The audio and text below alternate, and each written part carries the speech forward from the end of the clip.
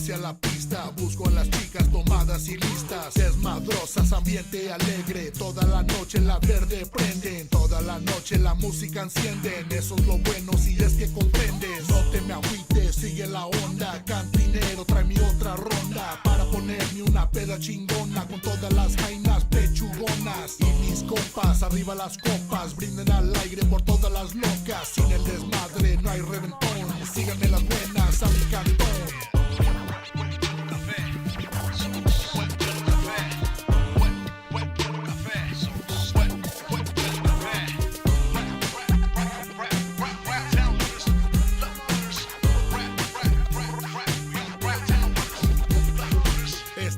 Se pondrá de aquella, súbele a la música, saca las botellas. Todos llegarán, se pondrá chingón. Un gran reventón, buen ambiente de montón. Enciende la parrilla para asar una carne. Tengo mucha hambre, no lo digo de chance. Tengo muchas ganas de hacer un desmadre. Por eso yo invito a todos a mi chante. Los problemas que se quedan atrás y todos bandoleros que se vengan pa' acá. No sabemos el final, esto nunca parará. Por eso esta vida yo la vivo de más. Que no se diga más, que siga la fiesta. Abre bien los ojos ni que fuera una siesta. Ponte trucha, en la piscina te avientan. Eso solo pasa si te pasas de cuenta.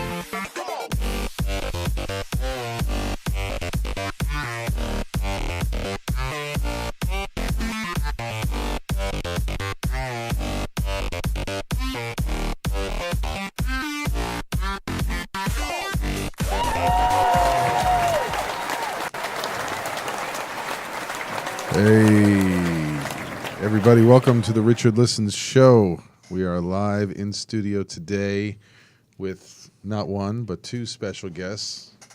Surprise co-host today, Caitlin Patricia Weiler, is in town. She's a resident now.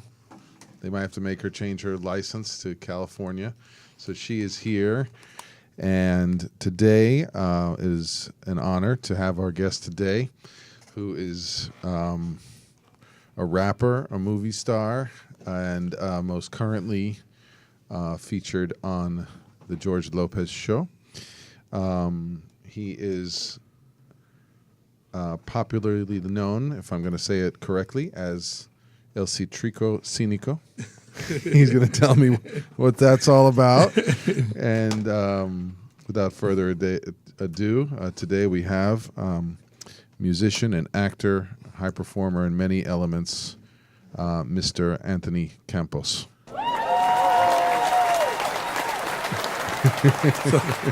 It's a big crowd in there, man. Hey, you know. We sneak a lot of people into the studio. Thanks for being here. Oh, man, thank you guys for having me on. Yeah, I appreciate it. I appreciate it. So, we want to hear about all the different ventures you're working on. But tell us a little bit, about yourself. Where did you grow up? And yeah. Well, basically, I grew up in East LA, Boyle Heights. It's right by downtown LA. For those that don't know, it's pretty much nothing but Latinos there, mostly Mexicans. And I thought that's where all the Jewish delis were originally. Well, you know what? I think back in the 40s, I think it was. And then somehow, some way, we took over. I keep going there and searching around, and people look at me like, But yeah, so yeah, that's basically where I grew up. And, it was cool, just like, any I guess any other place you grow up, people don't know what is, what your environment is, until you actually grow out of it. You kind of get to travel and you start seeing different cultures and different stuff, and then you're like, wow, man, like we were pretty poor back then. Still is, but it's just, we just didn't know that, at the time. Did you have much interaction outside of East LA when you were coming up? You know what? I rarely did, but I did. I had uncles that lived in the valley, like Northridge, Reseda. So we would go out there just like for Thanksgiving and stuff like that, So that was like my getaway, I guess, say for the year, And it was cool because it was just totally different, And my uncles they lived on houses like where they were like ranch style homes, so they had turkeys and chickens and all kinds of stuff. So we would go out there for Thanksgiving, and that was our thing. But you go back to East LA, and then you start seeing the difference. Right. Was Stand and Deliver shot as in East LA, right? Yeah, East LA, Boyle Heights. So that was the only thing I got as a kid, like making me aware of it's not so easy just to get an education over there. Yeah, no, it's not. So for you, how did which came first, music, acting? I mean, how did this all come about for you? Originally, it was the music. We started in a group called Browntown back in I want to say 1992, and it was just a group of guys just all together. Just hanging out in the garage and just vibing. That was it. It was just everybody was just vibing. It's just like one DJ with 2 turntables, and then it was like 6 or 7 of us, and everybody would just get on the mic and do their thing, and just practice written stuff, and whatever, whatever came to mind. It wasn't really like we were trying to build a group or anything. It was just like just to get by and just, let the time go by and kill some time and have a good time, and that's all it was. People drinking and getting high and just being yourself. Just being, yeah, exactly. So that's all it was. It was just a kickback, and then somehow, it ended up turning into a career. It was weird. It was like we were kind of like, we were trying to make some money on it, but it wasn't really like we were trying to get out there and be famous or do anything. We were just, if we could go out and do a backyard party and get $20, we were cool with that. That's all it was. You pay for the gas. Yeah, exactly. Yeah, it was just to have fun, really. And then little by little, it kind of turned into it turned serious. It turned into a career where we got we did a song, a demo. It was called "Dope House in the Ghetto," and an independent label at the time heard it and they liked it. And next thing you know, they said that, we want to put it out as a single and let's just see where it goes. And before you knew it, we were out in Japan, man. We were we were out there touring. It was just like everything just kind of just happened. Just like we weren't expecting it. How old were you then? I think I was like in my early 20s. I might have been maybe like 21, 22. In Japan, was that your first time out of the U.S.? That was my first. Well, I mean, aside from Mexico, but I don't consider Mexico outside of the U.S. really. So that must have been interesting at the time for you, no? Yeah, no, it was pretty wild, because we were tripping out, like just on the whole culture, and it was just like a culture shock type of thing, and we were used to East LA culture and. U.S. culture, just and then it was just like it just kind of threw us off, but it was wild. But we, at the end of we were out there for like a couple of weeks. I didn't want to come back. Yeah, they treat Americans like. Oh no, they were like, man, they treated us like Michael Jackson and stuff, man. And I was like, man, they were treating us like royalty, So I was like, I was loving it. I've heard stories like that, like in the airport where they put you in the VIP room and then they play like, they got music on from like 2 generations before and they think that's like what VIP. Yeah. Yeah, no, it's funny. That must have been great. So, I mean, did you guys get representation? I mean, and stuff we got a little management company that was called B Productions at the time, and they just said, you know what, like we knew them from around the way, so they were what they were doing at that time. They were representing like Mexican groups like Banda and all that stuff.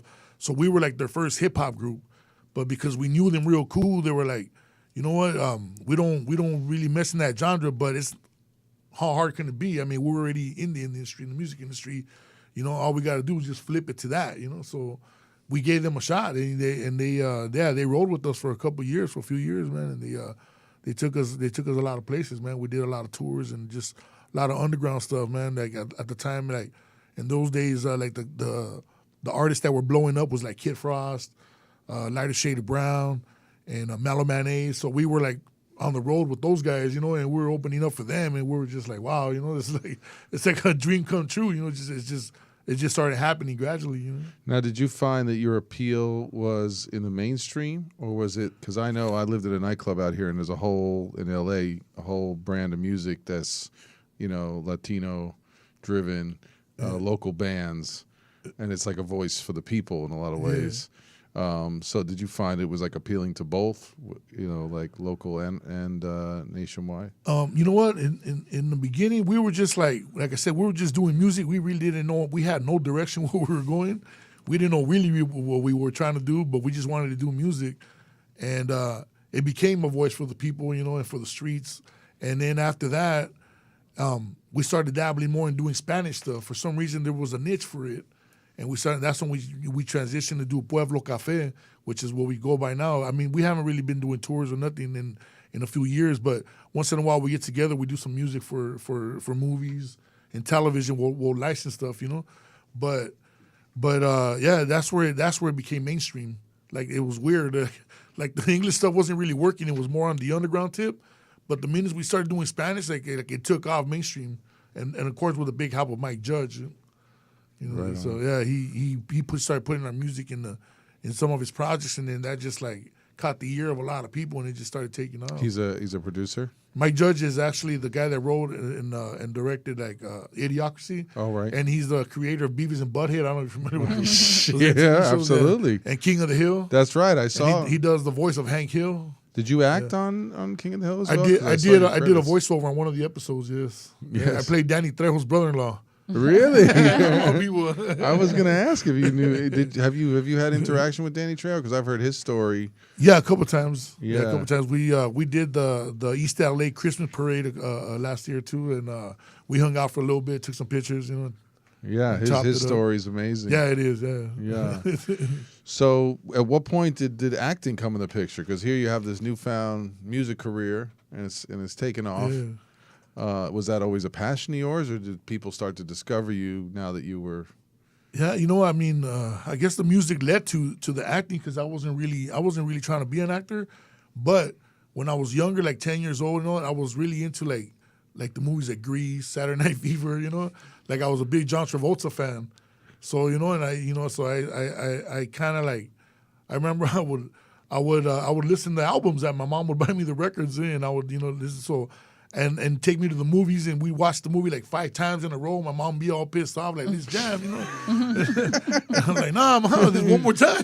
Travolta could sing too, right? Yeah, exactly. Yeah, so back then, actors could sing. Yeah, so it was, they had it all, But I never really was really tripping on being an actor until I got discovered for the movie Idiocracy by Mike Judge. In 2004, they called me in for. They saw my picture on a website called brownpride.com, and it's a website dedicated to Latinos all around the world that are doing music and all genres of music, hip hop to cumbias to rock, whatever, and they saw one of my pictures there, and then the guy got a hold of me, the guy that runs the website, and he goes, "Hey, there's some people trying to get a hold of you. They want to cast you for a movie, a Mike Judge movie." And so they want to know if it's cool to get, if I give them your info. And I go, yeah. And so I got a hold of them. We talked. They sent me they told me about the movie Idiocracy. They sent me the script.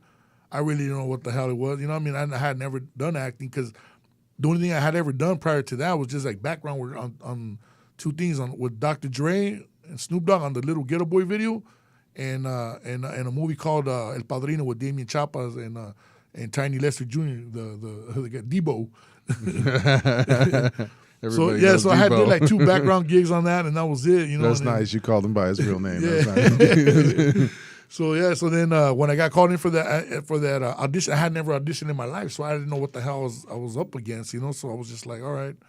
So I went in and I auditioned, and then the casting director thought it was funny, and she calls me up like a couple weeks later. She goes, hey, Mike Judge saw your video and he thinks you're hilarious. He wants to have a reading with you. He's coming into town at the moment. At that time, he was living in Texas. He goes, he's coming into town next week.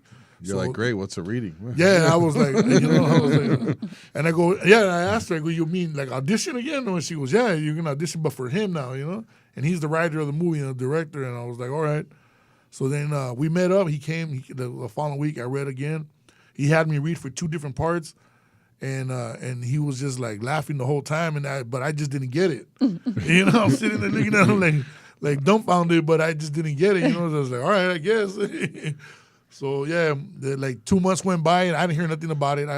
Because the movie kind of is about people who, like, of average intelligence become the ones who rule the country or whatever, and they're the bright ones or something like that. Yeah, I mean, it's kind of like what's happening now in the world, So it's you were a forward thinker. Yeah, he was. Everybody says like, damn, that Mike Judge is a prophet, But so we met up and he thought I was funny. Like 2 months later, I get a call, and at that time I was working for a station out here in LA called LA TV. I was a co-host on a TV show called The Hip Hop Show.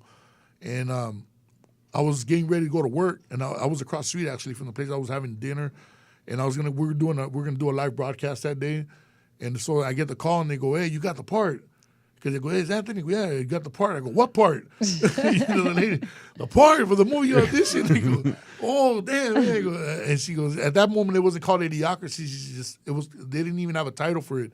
They were just called a Mike Judge film, So they go, yeah, the Mike Judge film. And I go, oh, okay, cool. And then she goes, yeah, then they started breaking it down. This is what, you're flying out this day. You're going to be out there in Austin, Texas for a month. And then you're going to do, like they were just breaking everything down. And I was just like, okay, everything's just happening so fast. But at the same time, I wasn't really tripping because I had to go to work. So I wasn't really paying attention to that. And then it hit me like after, like when they had to come pick me up. That you were going by yourself. And then it hit me because then I was just like, man, I never do. I go, man, what if I let everybody down? And I was hiding. The limo driver came to pick me up. They sent a limo driver to the hood. I was living in the hood, and they sent a limo driver to go pick me up. They was tripping out like this big old black SUV outside my house, and then this big old black guy gets off and he's knocking on my door. Everybody thinks it's the FBI. Everybody thinks I did something, And I look out the window and I'm like, man, and I'm scared. And I didn't want to go. So they kept calling and they finally convinced me, hey, you got to go. You got to get on that plane, man. You got to start. It was on a Saturday. He goes, you got to start filming on Monday, so you got to get there. And I was like, man, I kept calling all my friends. What do I do? And everybody's like, dude, you got to go, man.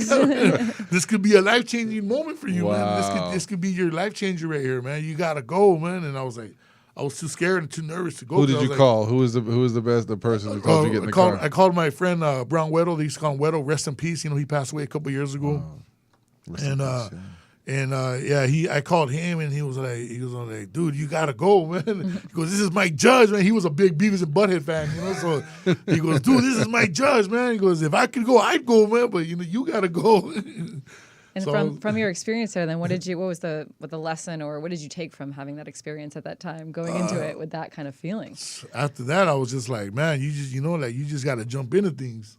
Like, it is what it is, you just got to go with it, If the opportunity is there, just take it, And if everything seems legit, everything's a go, you just go with it, That's because that's one of my major problems I still always have is always overthinking stuff.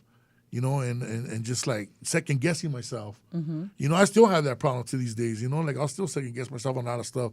But I always think of that, I go back to and I think of that. Your gut. I go, yeah, it is what it is, man. Just do it and just, whatever happens, happens. Yeah. Well, the beauty of what you're saying, Anthony, like we come from where we come from, and like it's authentic, right? Like you were just being yourself, and yet success was coming to you, and then there comes this moment when there could be more success, but it's met with tremendous fear. Yeah.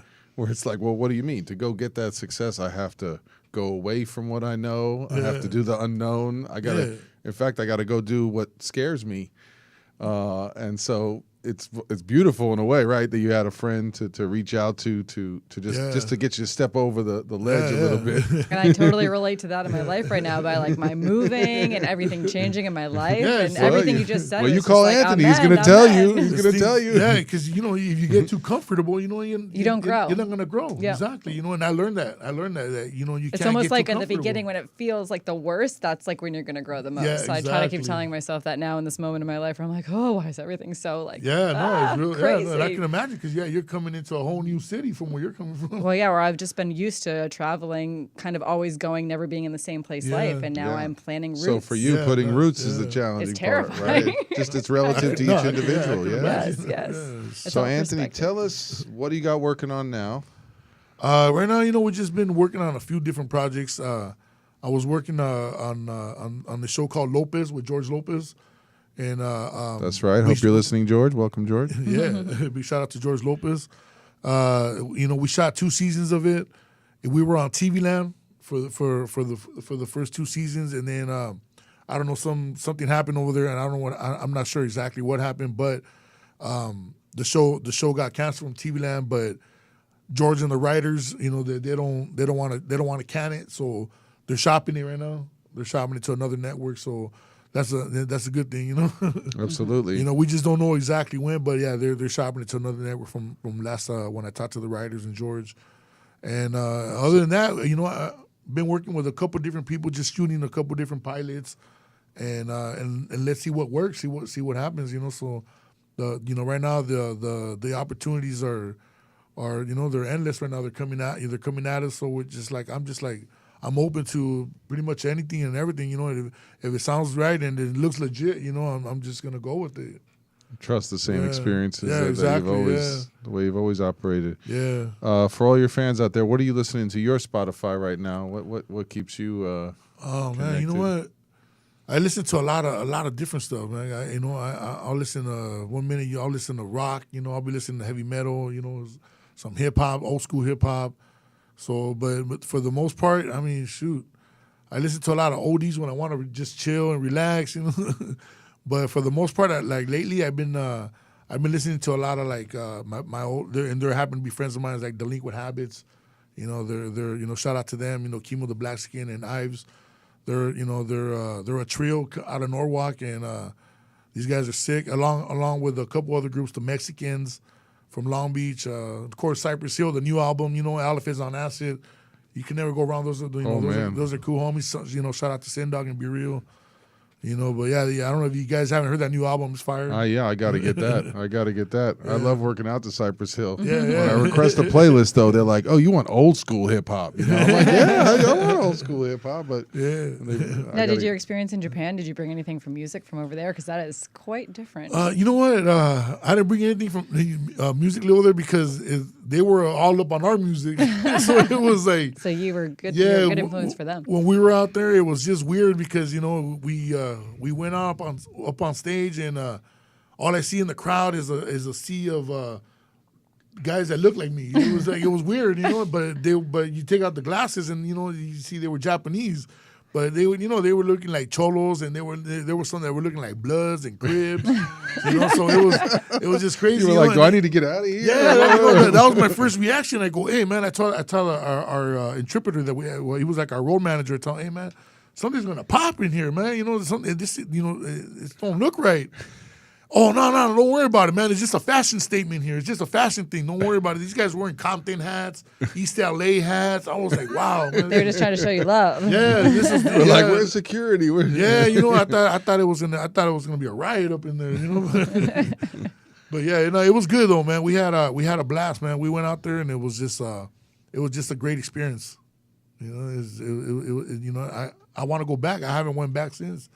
And I think we have an opportunity that's coming up that we might get to go, because of the clothing brand and stuff. So that's right. So I want to ask you about a couple things that are important to you. But since you mentioned it, tell us about Solid Kings. Yeah, we got this brand that I started about a year ago, a little over a year ago. It's called Solid Kings brand, and it's also Solid Queens, for all the ladies, that are solid, So And this just basically started, because I was just getting tired of dealing with a lot of people. Because in this industry, you run into a lot of characters and a lot of bad characters, and you know what I'm saying. And it's just like you get a lot of snakes. So I was just tired of dealing with a lot of that BS, and it was just like, man, one of my things I always say, like, man, just keep it solid and we're good. Like people say, hey, let's do this, let's do that, let's work. And I go, yeah, I'm with it, man. Just keep it solid and let's do it. I love that. I love that. That's It's awesome. it, I need to see some of that Queen's gear. Yeah, no, we got some new stuff we're working on, so we'll lace you up. Awesome. Love it. And and of course, I got my partners that been helping me out a lot. Don and Pete, they've been really like supportive and really behind me with this brand, because for a minute, we were going through some issues and stuff like that, and the brand was kind of down. Recently, my son suffered an accident, so we were kind of down for a while, and they kept it going for me. Well, they go, yeah, you take the time and do what you got to do, and don't worry about anything else, and we got you. So they, big shout out to them. Mad love. They've been holding it down for the. You need to have a team brand, together when things get tough in life. Yeah, exactly. That's when you see, who's your real peoples. When you get in caught up in stuff like that, and you get things happen. It's life. And there's nothing you can really do about it. Well, just deal with it. So Anthony, how do you deal with this? You're a high performer. Your character on TV Land is kind of like meant to bring comic relief most of the time, right? And then life hits you with this major incident with your son. How as a high performer have you coped? I mean, I ain't gonna lie. In the beginning, it was hard, man. And like, the first few weeks, I was in the hospital. I mean, to this day, I'm still at the hospital every day. It's like they'll maybe like I'll get away for a few hours, whatever. And then like now he's cool because he's doing rehabilitation, so he's a little bit better. But the first like I want to say 2-3 weeks was like really hard because they had him all tubed up, and they had him sedated, and then his head was really swollen, and one of his left eye was busted. They shot him in the head. He was working for Lyft, and they shot him in the head. And it was just senseless violence. Yeah, they said that he had 2 passengers in the car with him in the back seat at the time, and I guess I don't know if he cut somebody off or they cut him off, and they went back and forth, and then he was just like whatever. He went about his way, but these guys, they just didn't want to let it go, so they shot him as he was driving. So the bullet entered the right. I mean the driver's side rear window. It went in, and then it hit him on the shoulder, and then it went up into his head. So the bullet's still up there. The bullet's still up there and stuff. And they and a bunch of fragments. And the doctor said, he goes, we can't take it out because it'll be more dangerous if we try to operate and take it out. So what they did, they took out a piece of his skull to let his brain, because it was all swollen, so let his brain swell up a little and release some pressure. But it was just crazy, but the surgeons did a CT scan, and CT scan came back, everything was normal, no brain damage. They go, but the bullet's just sitting there, but it didn't hit no vital artery. No, I mean, anything vital in the brain, they didn't hit nothing. He goes, it's just sitting there.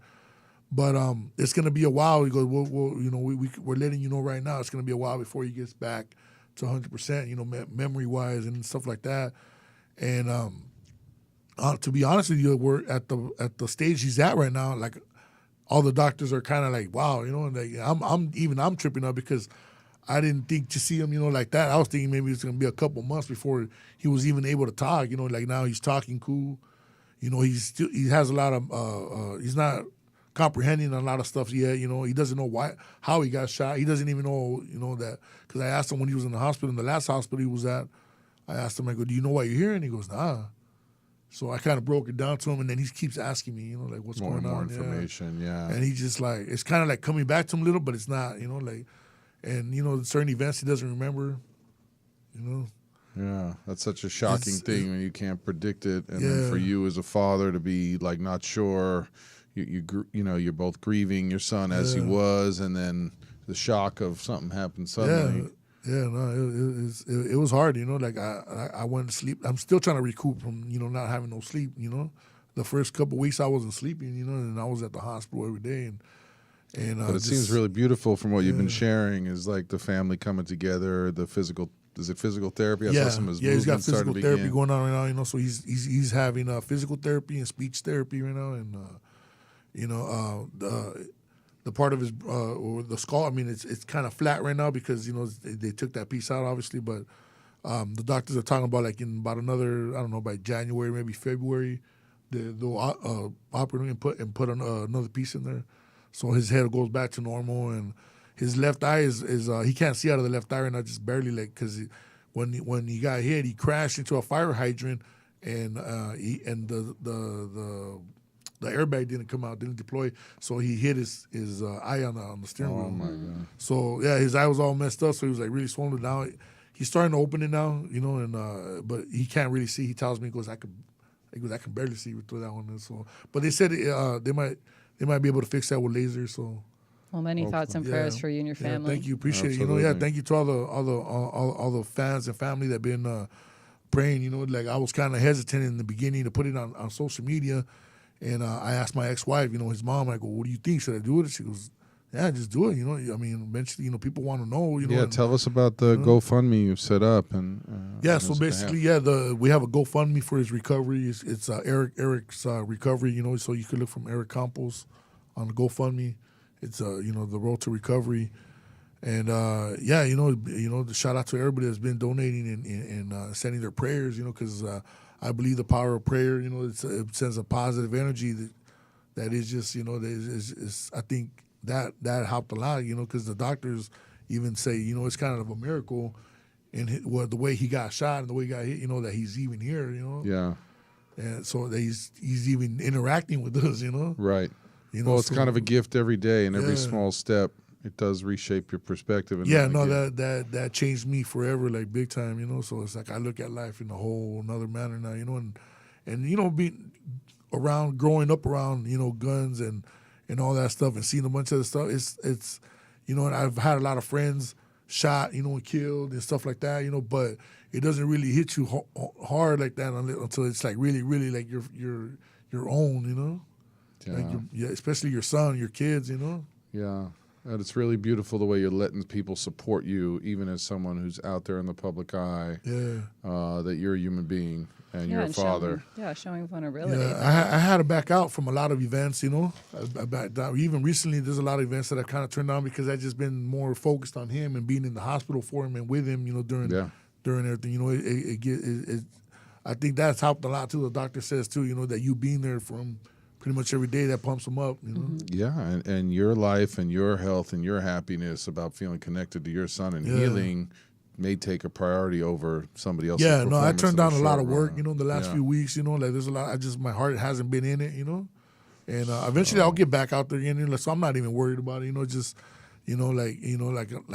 said, we're working on a lot of projects, but I got a great team that is holding it down, while I get to do my thing with my son, So shout out to the whole team, everybody that's been supportive. I'm into that. Yeah. So we got 2 minutes left, Anthony. Tell us how people can stay in touch with you, and if you want contact right now, what's the best? How people can follow you and support you right now. I'm pretty much on all social medias, but mostly Instagram. Instagram, Big Citric. That's BIGCITRIC. And Snapchat, I really don't get on Snapchat lately. I don't know, it got kind of boring here, but yeah, Big Citric on Snapchat. Things, right? Yeah. So many things. It's crazy. So it's like, and everybody's on Instagram. That's what I see too, though. And on Facebook, you can find me as Anthony Citric Campos. And most of the time, people send me messages, and I'll try to get to every message I can. It might take a day or two, but I'll get to it. Amazing. And if they want to watch you on TV Land, Netflix, or how can they get a hold of right now, you can still catch season 1 and 2 of Lopez on Amazon Prime. And Idiocracy, it's always airing on Comedy Central, and you could probably find it on YouTube. And everybody's putting up all the movies on YouTube nowadays, so you might find it on there. That's too. True. How about Pueblo Cafe? How can people hear your music? The Pueblo Cafes too. Also on YouTube, you can find our music on YouTube, iTunes, Spotify, Amazon. Pretty much every digital platform out there. You could find us. Yeah, so just remember Pueblo Cafe, Browntown. Okay, there you have it. And we appreciate you being here. We hope maybe you'll come back. We want to feature more about Chicanos and film and the future of that. I know you have thoughts about that, but maybe it's an excuse to have you come back on or come out I'd love see to come you. back, man. Yeah. Thank you guys. Yeah, I thank appreciate you. it. Thank you. Yeah. So thank you, everyone, for tuning in, for all of Anthony's followers, all the followers of George Lopez, and all the followers of the Richard Listens Show. We will have a show for you next Monday as well. Stay tuned and follow us on Instagram at Richard Listens, Facebook/Richard Listens. We appreciate all your support. And stay tuned on new changes, sponsors, and everything exciting in the world of Richard Listens. Take care, everybody.